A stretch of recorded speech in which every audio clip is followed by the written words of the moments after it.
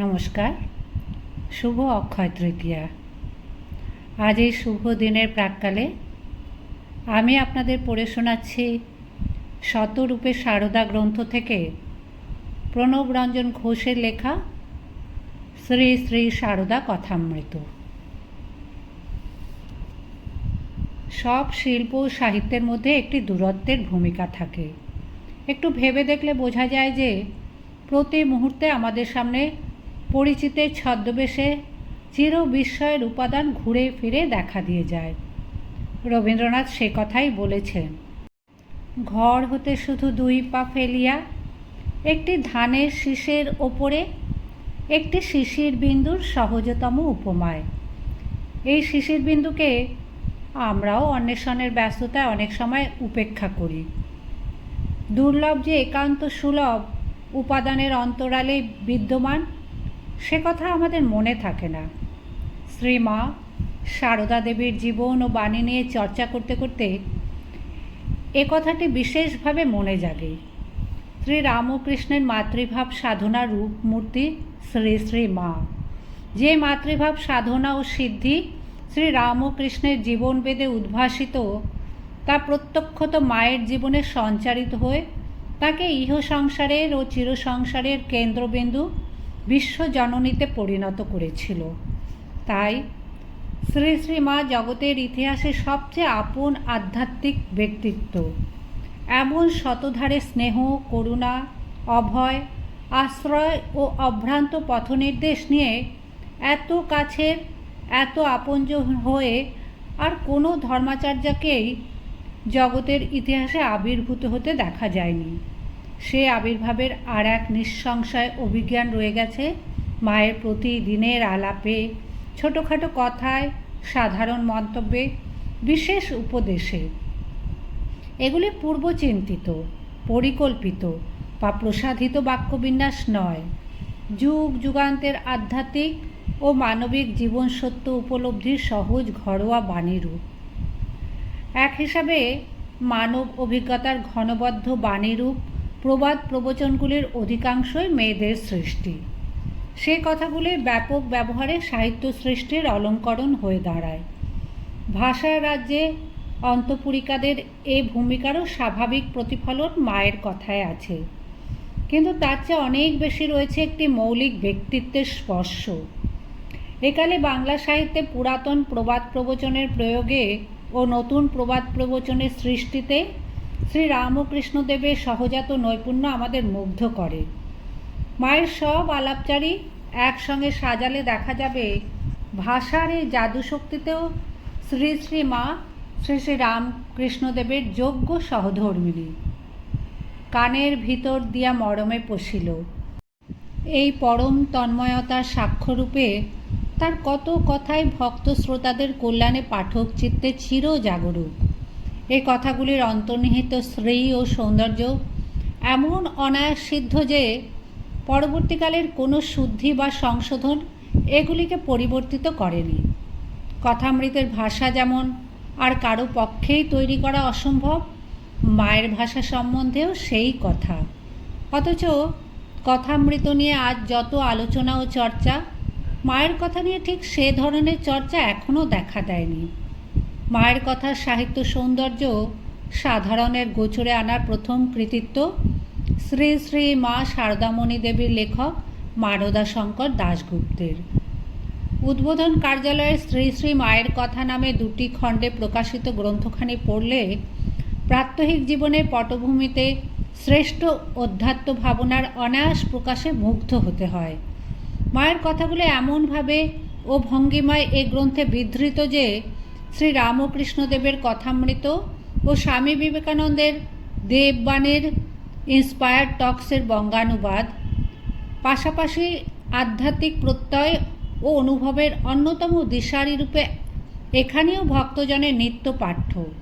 তাছাড়া ব্রহ্মচারী অক্ষয় চৈতন্য লিখিত শ্রী শ্রী সারদা দেবী, আশুতোষ মিত্রের শ্রী মা, স্বামী গম্ভীরানন্দের শ্রী মা সারদা দেবী, স্বামী ঈশানানন্দের মাতৃ সান্নিধ্যে, মানদাশঙ্কর দাশগুপ্তের পূর্ব উল্লিখিত গ্রন্থ প্রভৃতিকে ভিত্তি গ্রন্থ হিসেবে গ্রহণ করলে মায়ের কথার অজস্র সম্ভার আজকের পাঠকের কাছে উপস্থাপিত।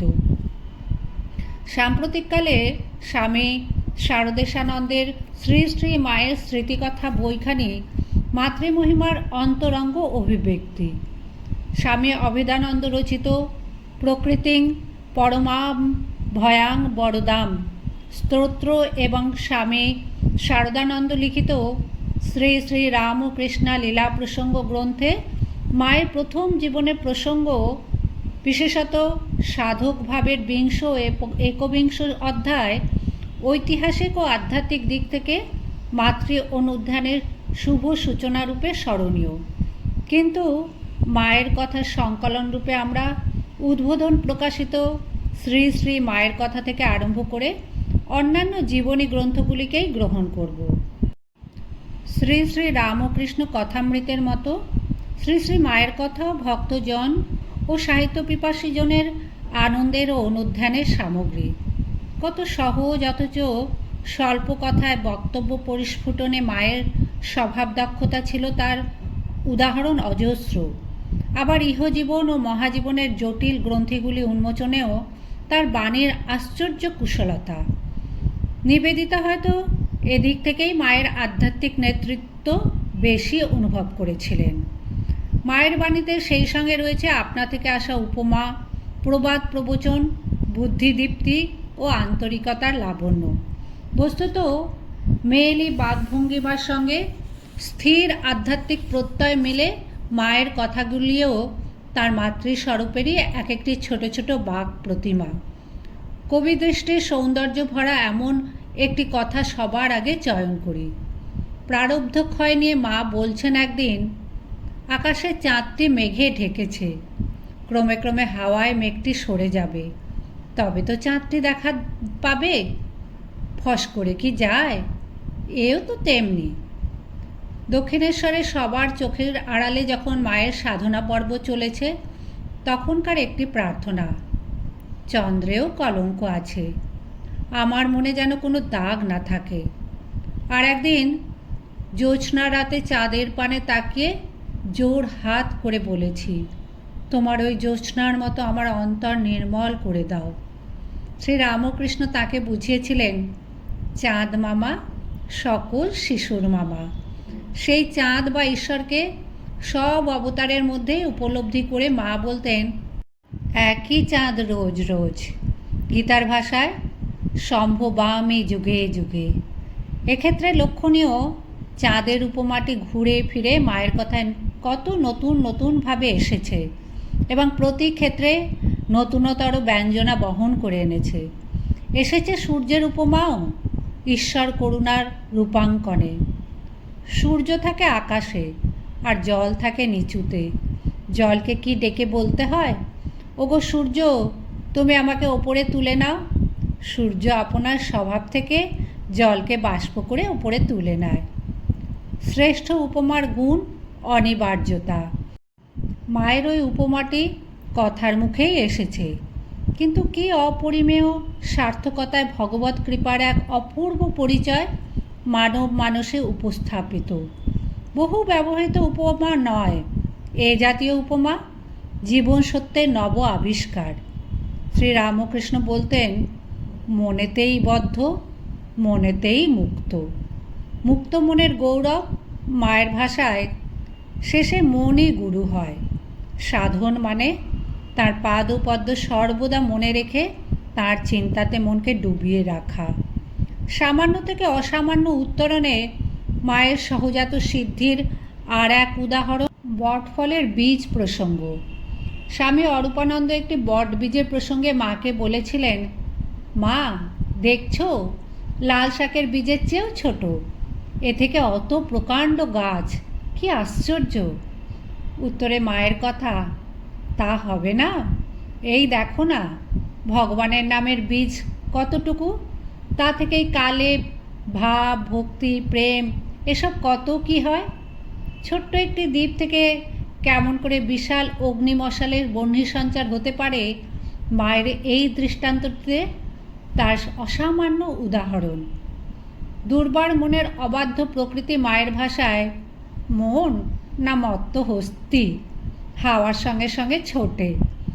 জপ অভ্যাস সম্বন্ধে শ্রীমার উপদেশ, মন না বসলেও জপ করতে ছাড়বে না, তোমার কাজ তুমি করে যাবে। নাম করতে করতে মন আপনি স্থির হবে, বায়ুহীন স্থানে দীপ শিখার মতো।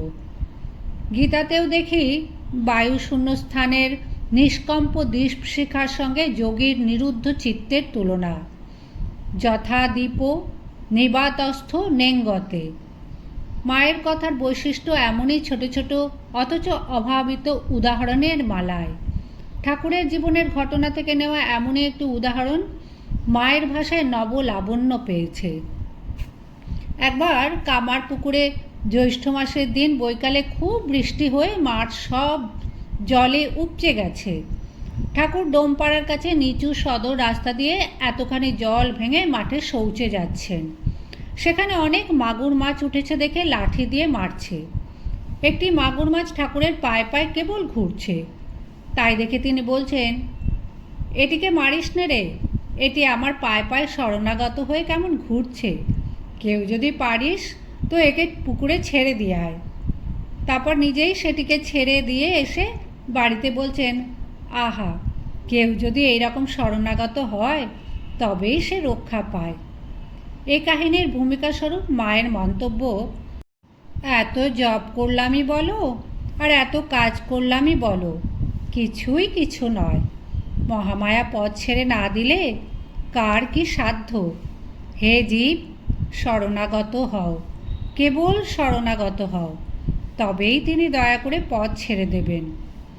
শরণাগতির এই উদাহরণটি যেমন জীবন্ত কথাচিত্র, মায়ের বর্ণনা এবং পূর্বগামী মন্তব্যটিও তেমনই বাণী চিত্রে ভক্তি সাধনার অপূর্ব রূপায়ণ।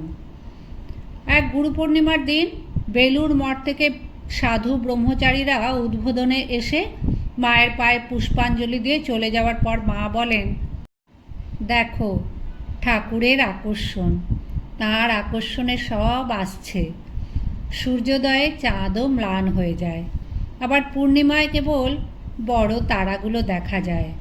চাঁদের আলোয় তারাও মিটমিট করে, কিন্তু যেই চাঁদ একটু সরে দাঁড়ায় আর লোকে দেখে আকাশ ভরা তারা। শ্রী রামকৃষ্ণের অন্তলীলার দিনগুলিতে জনকয়েক ত্যাগী যুবককে নিয়ে যে রামকৃষ্ণ আন্দোলনের সূচনা হয়েছিল, আজ তা বিরাট আকার ধারণ করেছে। ক্রমবর্ধমান এই আন্দোলনের কেন্দ্রীয় শক্তি কিন্তু সর্বদাই শ্রী রামকৃষ্ণ। সেই শক্তি বিভিন্ন আধারের মাধ্যমে এই আন্দোলনকে পুষ্ট করে চলেছে। মাতৃমুখে সেই সত্যই উপমার আশ্রয়ে প্রকাশিত। বাক্যের ঐশ্বর্যের মতো অনৈশ্বর্যেও ও সাহিত্যের মহিমার প্রকাশ ঘটে। বাক সংযম মায়ের স্বভাব সিদ্ধ, যেটুকু প্রয়োজন সেইটুকুই বলতেন। তাতেই ফুটে উঠত কখনো সুগভীর জীবন রহস্য, কখনো বা রূপচিত্র। যখন কোনো কিছু বর্ণনা করেছেন তা হয়ে উঠেছে অনবদ্য কথাচিত্র। দু একটি দৃষ্টান্ত দেওয়া যায়। গোলাপ মায়ের প্রসঙ্গে শ্রী মায়ের এই বর্ণনাটি কৌতুক রসে মাখানো। ওর অর্থাৎ গোলাপ মার ঘোড়া তো দেখেছ, ঘোড়া নিয়ে গঙ্গা নাইতে গেছে, জলের কাছে ঘোড়া রেখে নাইছে, জোয়ার এসেছে, ঘোড়া ভেসে চলেছে, ঘোড়াও যায় আর গোলাপও তার পেছু পেছু যায়। লোকে হাসছে, শেষে একটা লোক ঘোড়াটা ধরে দিলে। অনুরূপ আরেকটি ছবি মায়ের ভাইজি নলিনীর প্রসঙ্গে।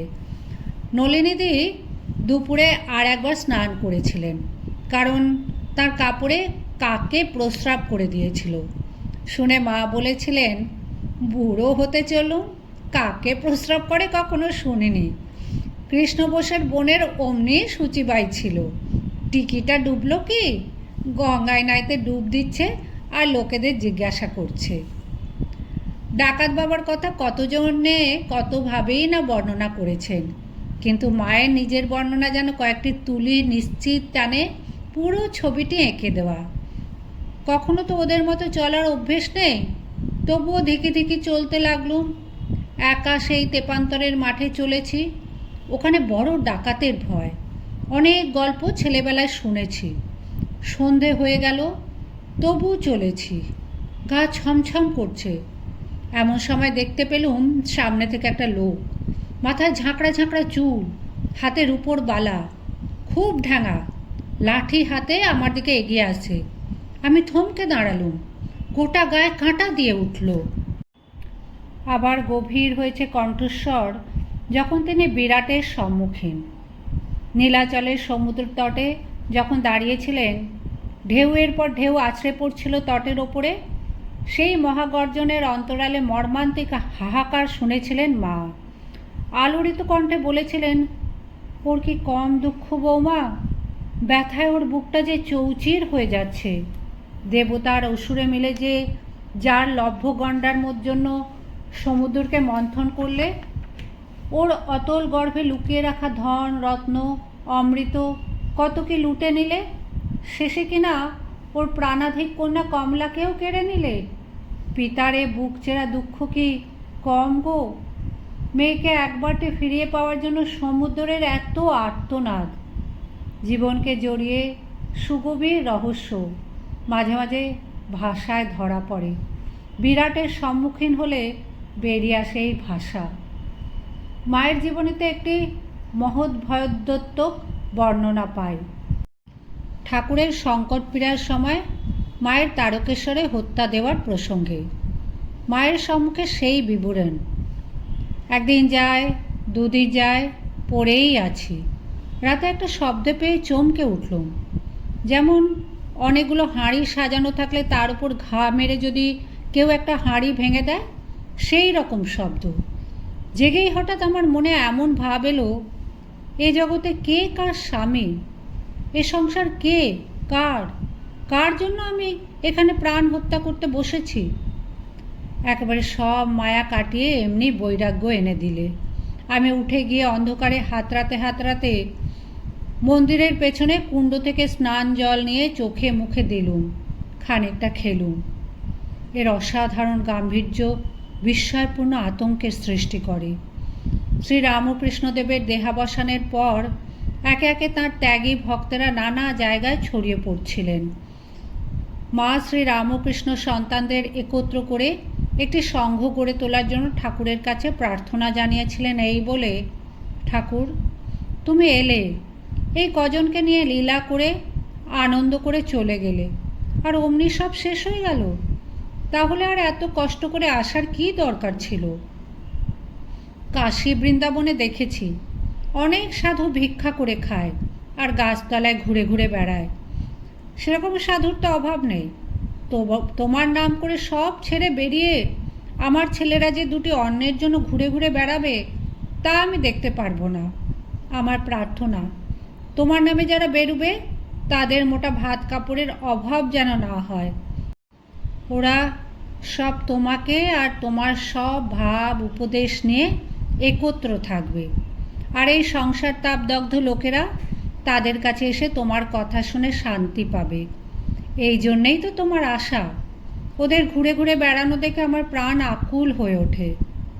এই একটি প্রার্থনায় রামকৃষ্ণ সংঘের আদি পর্বের সংগ্রামের ইতিহাস এবং এর অন্তর্নিহিত জননের হৃদয়ের ব্যাকুলতা কি গভীর অনুভবে রাগিনীর সৃষ্টি করেছে। শ্রীরামকৃষ্ণ সংঘের ইতিহাসে শ্রীরামকৃষ্ণদেবের প্রতি উৎসর্গীকৃত প্রাণ তরুণ দলের মূল বন্ধন ছিল পরস্পরের প্রতি অনন্ত প্রীতি। সে প্রীতির নির্ঝরটি মায়ের করুণাধারায় ত্যাগ ও সেবার ভাগীরথীতে পরিণত।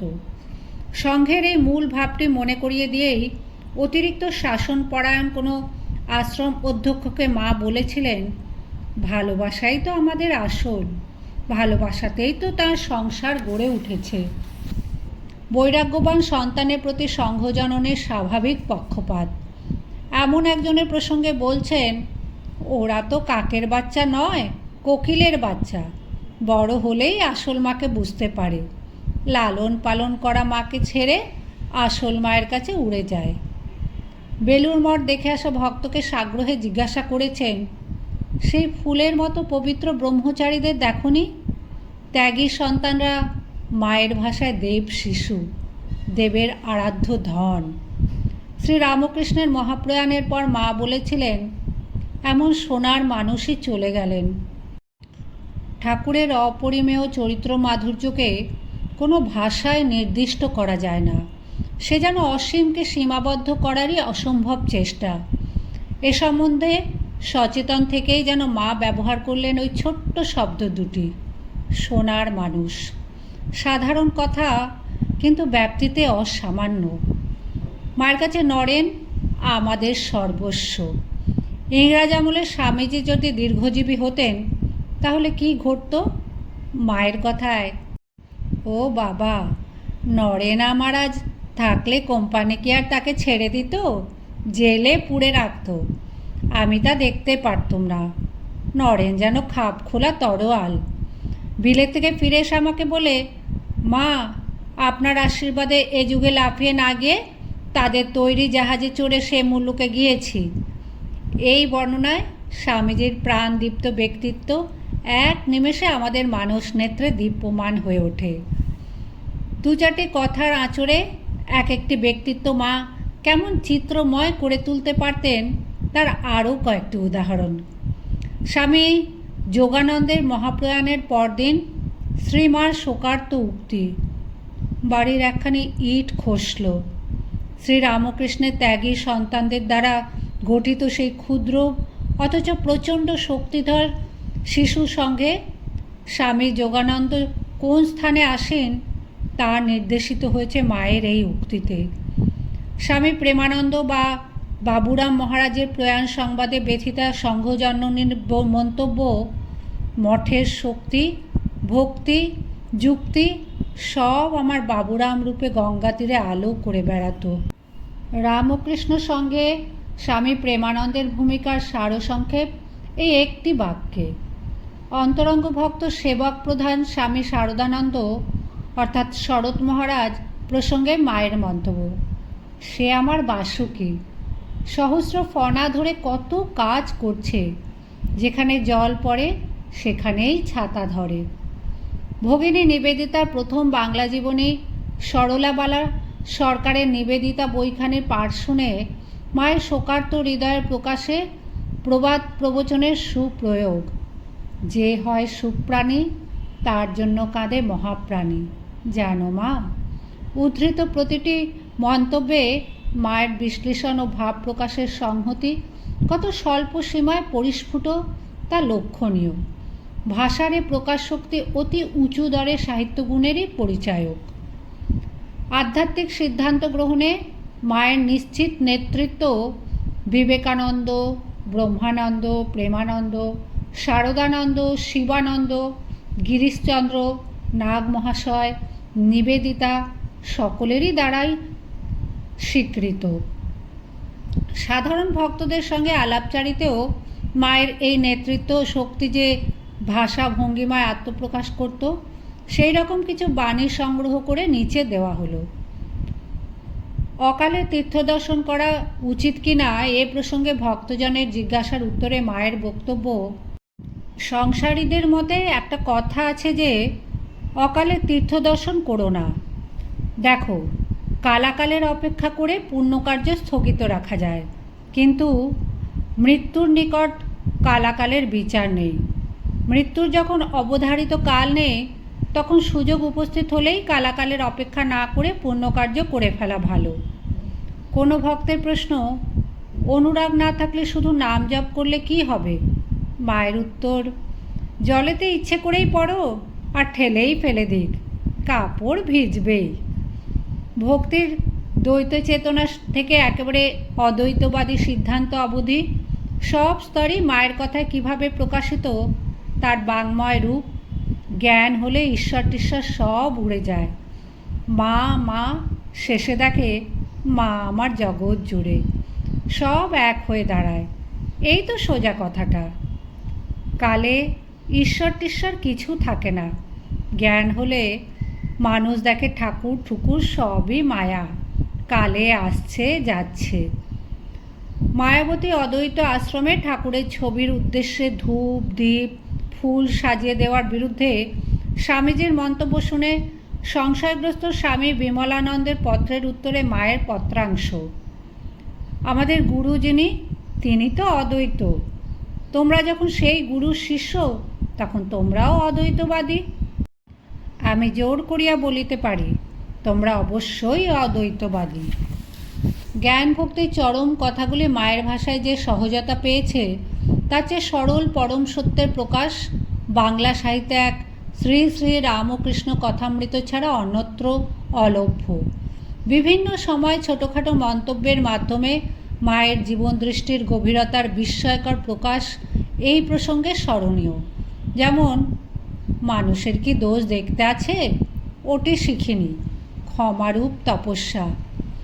দেহত্যাগের আগে জনৈক ভক্ত মহিলাকে শ্রী শ্রী মা যে কথা বলেছিলেন, বাংলা সাহিত্যের অমর উক্তির তালিকায় সে কথাটির স্থান। যদি শান্তি চাও মা, কারো দোষ দেখো না, দোষ দেখবে নিজের।